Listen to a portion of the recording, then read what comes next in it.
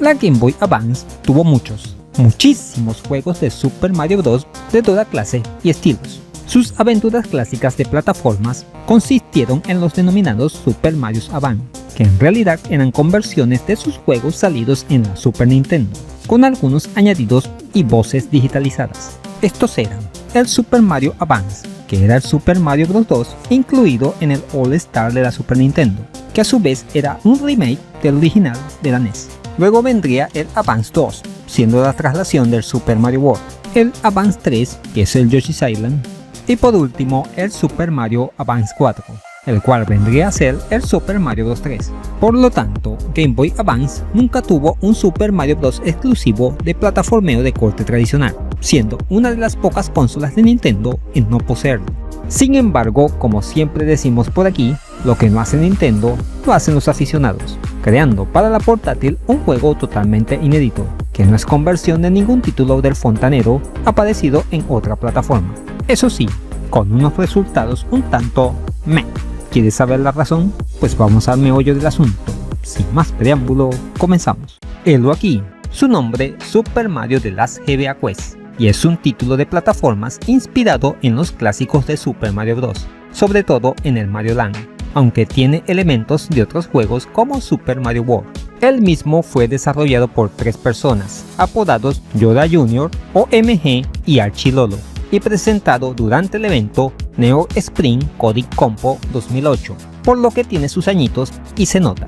La trama no tiene mucho que decir. Un mes después de los eventos de Mario Galaxy, la princesa Peach le pasó algo. Adivinen qué fue. Pues qué más, la secuestraron. Nos toca, como siempre, rescatarla. Al iniciar, podemos comenzar un nuevo juego o continuar la partida, ya que permite el guardado, así también escuchar la banda sonora o ver los créditos.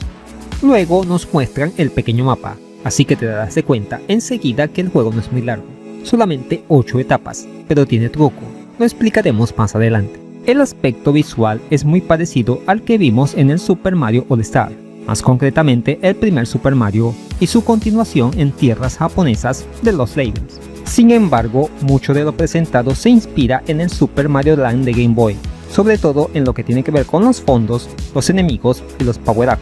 Por ejemplo, tenemos los fondos egipcios que recuerdan a Sarasalan, los Koopas explosivos, las esfinges o las avispas que nos tiran lanzas, e incluso la flor de fuego, con la cual disparamos bolitas que rebotan en las paredes, aunque no se descarta la influencia de otros juegos.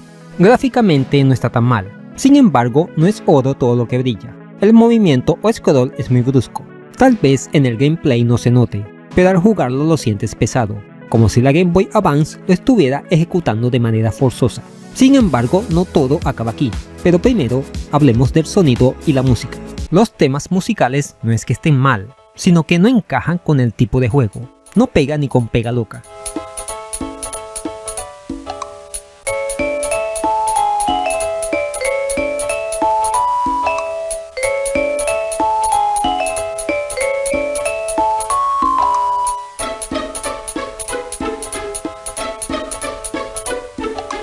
Al agarrar la estrella suena una melodía que no resulta muy acorde y además de repente se acelera.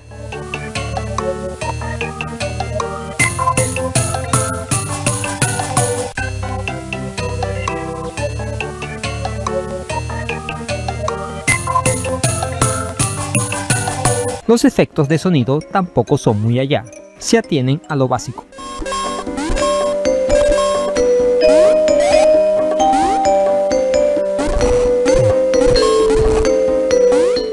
El control tampoco es muy complejo, con el B corremos y con A para saltar, pero a la hora de jugar el movimiento del personaje es muy ortopédico, se sienten duros los controles y a veces no responden tan rápido como uno quisiera. Como mencionamos previamente, el título consta de 8 fases, pero para acceder a la octava y rescatar a la princesa debemos conseguir las monedas ocultas con el símbolo de PA, que hace referencia al sitio web de los creadores, playersadvance.org, que sale también al final de las etapas. No intentes entrar a la página porque ya no existe. Retomamos el tema técnico. El juego tiene muchos detalles que corregir. Las físicas se sienten muy extrañas, como si algunos elementos fueran muy ligeros u otros muy pesados. pero lo peor es que el juego está repleto de bugs, como los bloques que te dan monedas infinitas si saltas muy rápido. Superficies invisibles. Cuelgues. Spray de enemigos u objetos que no desaparecen. Enemigos que salen de forma desordenada y de repente. Y uno muy gracioso. Si te matan, pero en ese momento tocas un hongo, resucitas. También el agua o las púas te matan de un solo toque, así estés grande. En fin, no es tan mal juego, pero lo brusco del movimiento, controles algo pesados y los bugs arruinan la partida. En conclusión, un loable intento de crear una aventura inédita de Mario Bros. En la Game Boy Advance, pero los defectos pueden más que las virtudes. A lo mejor su antigüedad es el motivo de tantos fallos, cuando apenas empezaba la escena a crear juegos para esta portátil. Aún así se deja jugar, lo puedes probar como curiosidad aunque no te hagas muchas ilusiones. Y eso es todo, amigos. ¿Qué te ha parecido este Super Mario de las GBA Quest? ¿Una oportunidad perdida? ¿O dejas pasar sus defectos?